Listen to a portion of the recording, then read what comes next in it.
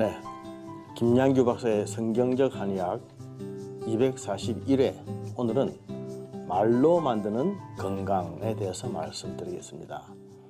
우리는 건강을 만들기 위해서 여러 가지 약을 쓰고 또 음식을 조심하고 또 운동을 많이 하고 그런 여러 가지 방법들을 제시해 왔습니다만은 실제로 그런 것이 아니더라도 말 한마디에 의해서 건강이 만들어지기도 하고 건강이 파괴되기도 한다고 하는 사실. 그래서 오늘은 어떻게 하면 말로 건강을 만들고 유지할 수 있을까 하는 말씀 드려보도록 하겠습니다.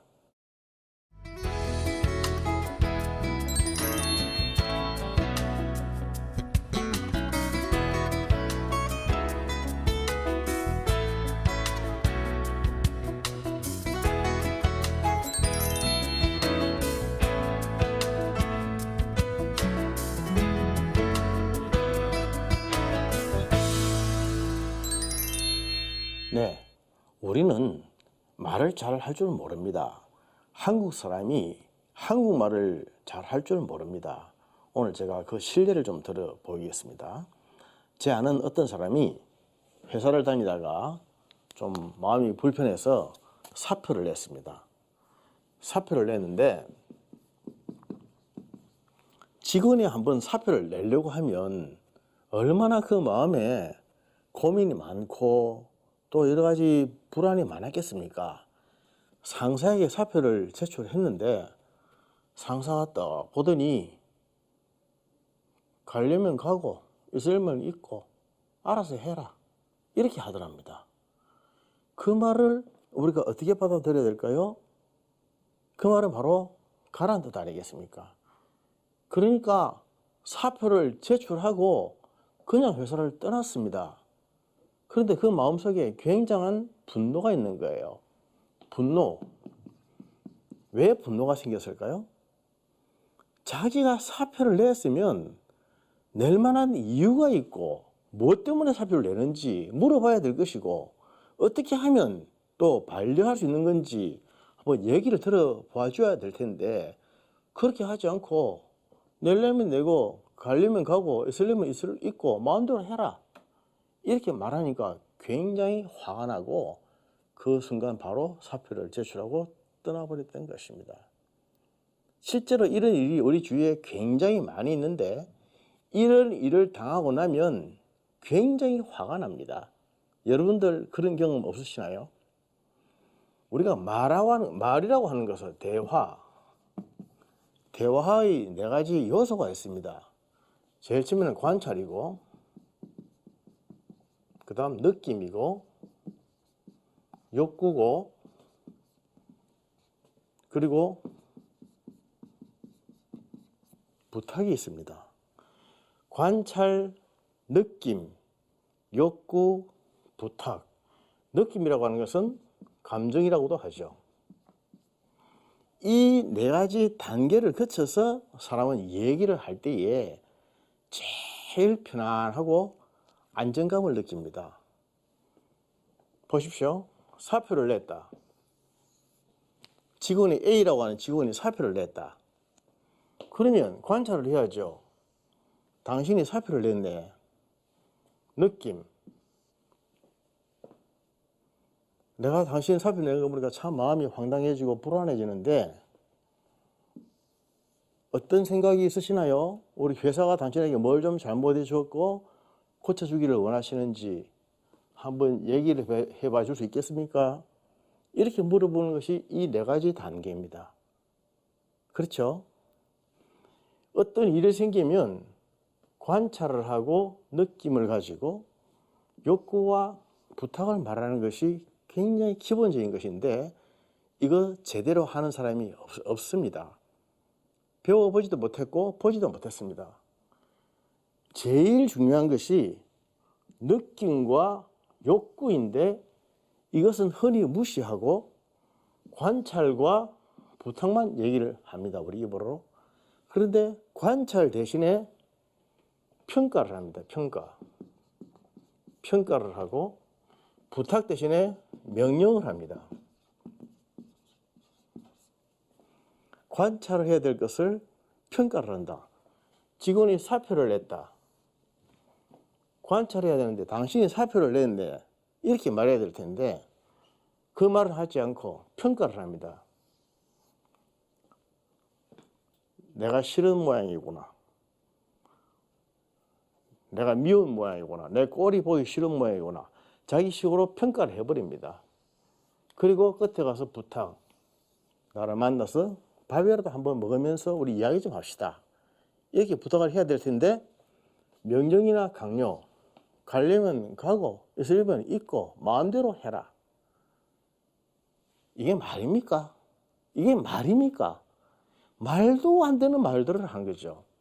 이런 식의 세상에 우리가 살고 있습니다. 얼마나 화가 나겠습니까? 느낌과 욕구가 정말로 중요한데 느낌과 욕구는 사람이 누구나 다 가지고 있습니다. 느낌과 욕구를 인정해주고 존중해주면 사람이 힘이 납니다. 어떤 대화를 하면 보세요. 이분이 왜 사표를 냈을지 그 사람의 느낌, 감정과 또 무엇을 바라는지 욕구를 내가 좀 알고 싶다. 존중해 줘야 되는 것이거든요. 또 이분이 사표 내는 것을 보았을 때 나의 느낌과 나의 욕구는 어떠했다. 이런 것을 그대로 또 표현할 줄 알아야 됩니다. 이게 굉장히 건강한 말이거든요. 그런데 이것을 할 줄을 모르는 거죠. 감정이라고 하는 것인데 느낌은 감정입니다. 감정이에요. 감정이라고 하는 것은 표현이 있고 발산이 있는데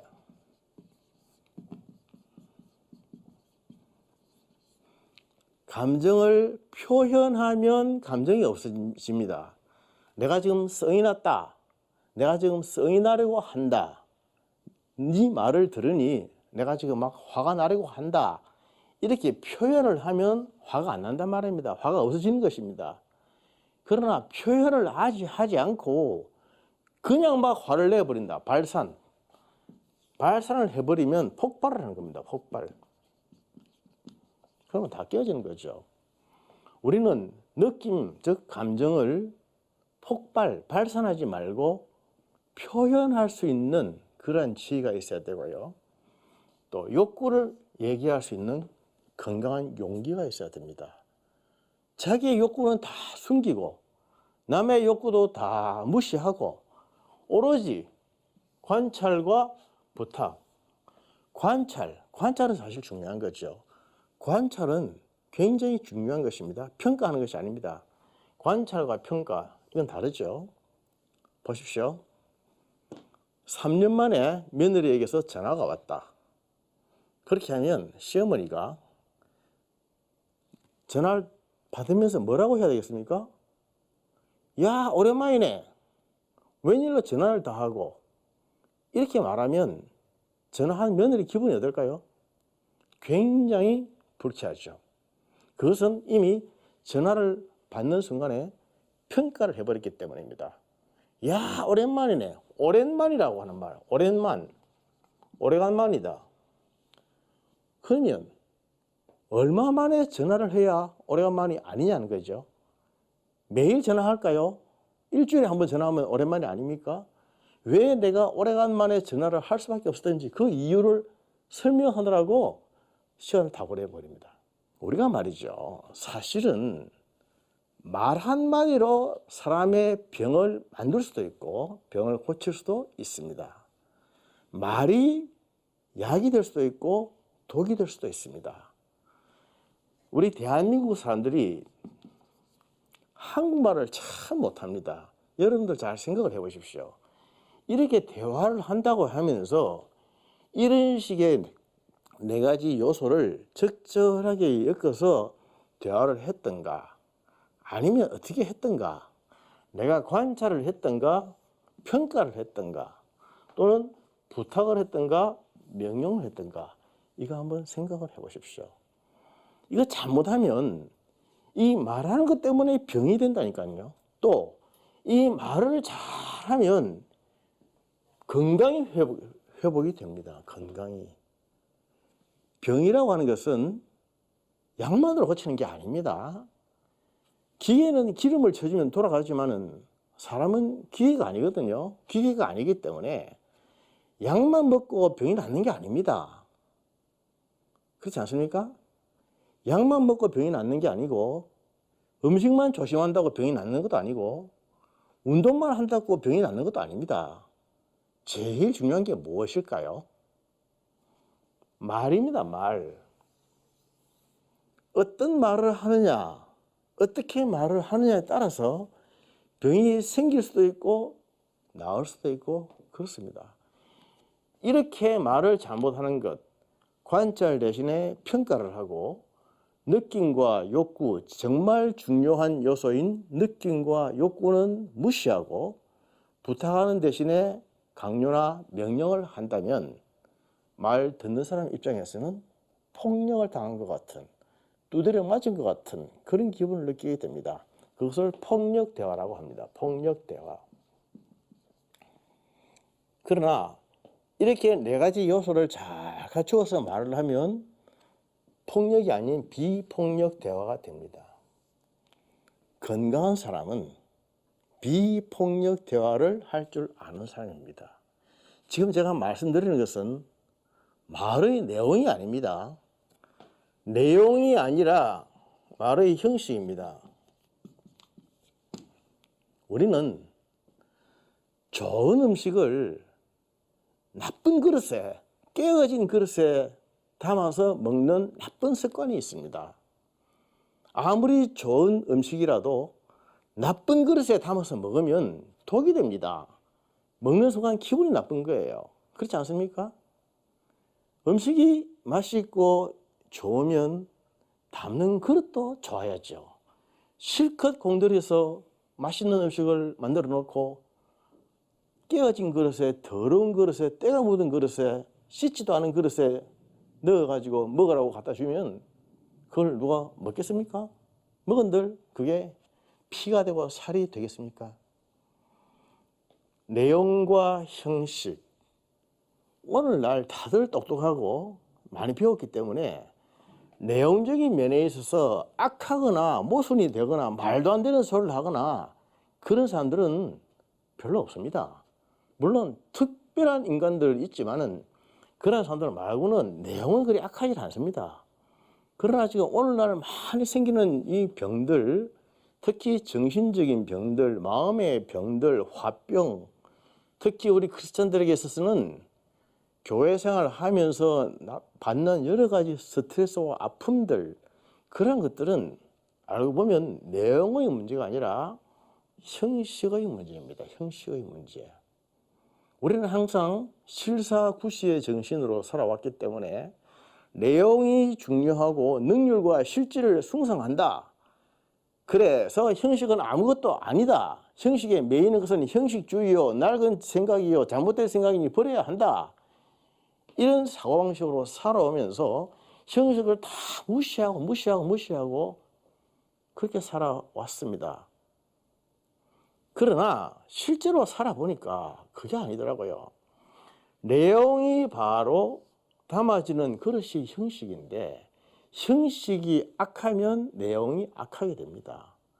아무리 멋지고 훌륭한 인격자라 하더라도 예비군복을 입혀놓으면 길거리 아무 데서나 오줌을 쌉니다.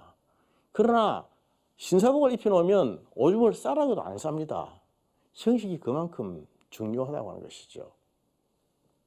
그런데 우리 가정에서 또는 대인관계에서 직장 사회에서 생기는 이런 모든 병들의 대부분 어찌 보면 90% 이상을 보면 말입니다. 말 때문에 병이 생기고 사건이 생기고 사고가 생깁니다. 말 한마디 잘못해 놓으면 사람을 죽일 수가 있어요. 그러나 말 한마디 잘하면 사람을 살릴 수가 있는 것입니다. 우리 한의학에서 기라고 하지 않습니까? 기. 남자는 기, 여자는 혈, 그렇게 몇 번 말씀드렸죠. 기라고 하는 것은 vital energy, 원기, 힘을 말하는 것이다. 혈이라고 하는 것은 피를 포함한 모든 수분, 물을 말하는 것이다 라고 했습니다.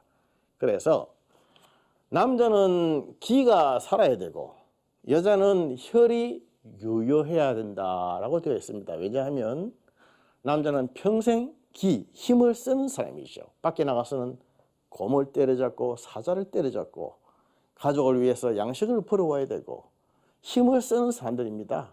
그래서 남자는 계속 기를 보호해 줘야 되고 여자는 평생 피를 쏟는 사람이기 때문에 계속 피를 도와줘야 된다. 그러면 건강해진다라고 되어 있습니다. 그런데 아무리 기를 보여주고 혈을 보여주는 약을 쓰고 음식을 쓰더라도 기를 죽이고 혈을 망가뜨리는 데서는 말 한마디면 족합니다.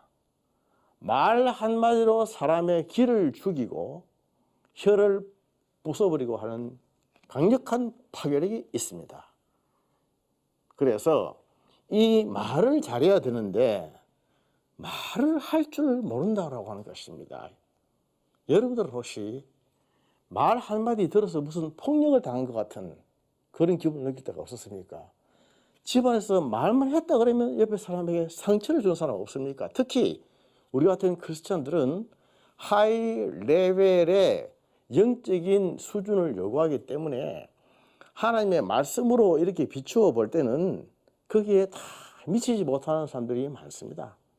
그러면 이것도 못하느냐, 이건 이래라, 저건 저래라, 그렇게 아주 요구하는 수준이 많은데 그 높은 수준을 요구하면서 말하는 방법이, 형식이 사람에게 폭력적으로 갈 수 있다라고 하는 것입니다.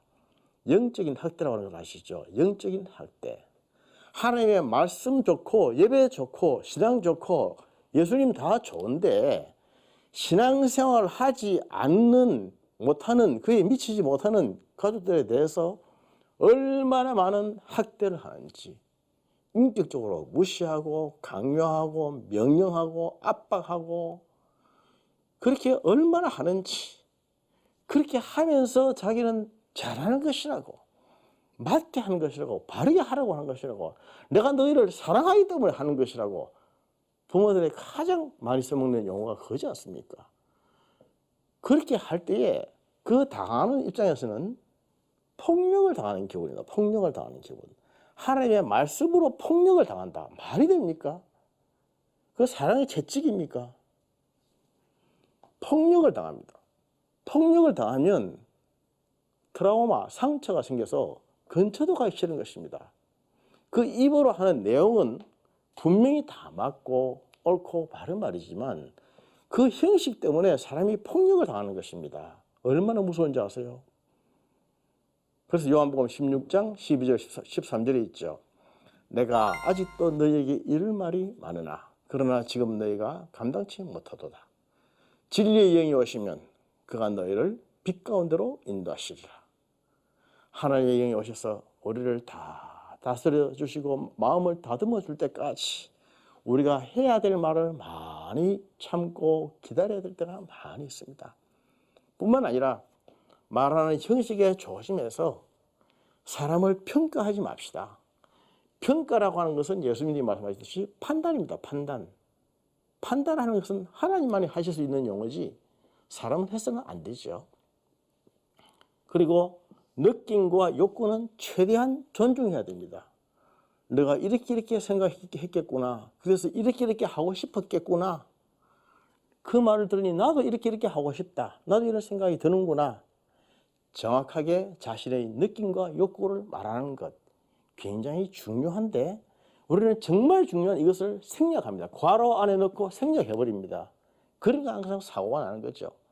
그리고 말할 때는 부탁을 해야 된다. 부탁을 좀 해주지 않겠니? 해줬으면 좋겠다. 아빠가 오렌지가 먹고 싶은데 좀 갖다 줄래? 이렇게 부탁하는 것. 이거와 오렌지 가져와라. 아이스크림 사오너라. 이렇게 명령형으로 탕탕탕탕 던지는 것은 차원이 다릅니다. 말이라는 것은 무엇이냐? 말이라는 것은 사람을 살리는 것입니다. 살리는 도구입니다. 말로 건강을 만들 수가 있는데 다른 말로 하면 말을 잘못하면 건강을 상한다 라고 되어 있죠. 우리가 말 한마디로 얼마나 사람을 죽이고 건강을 상하게 하는지 모릅니다. 아무리 의사가 처방을 해도 남편이나 아내가 그 배우자를 말로 상하게 하고 학대하고 죽이고 있으면 치료가 안 된다는 것이죠.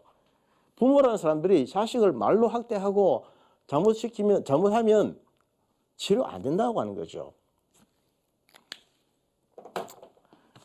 그렇습니다. 우리는 성경 말씀에도 혀가 곧 불이라고 하는 것을 알고 있습니다.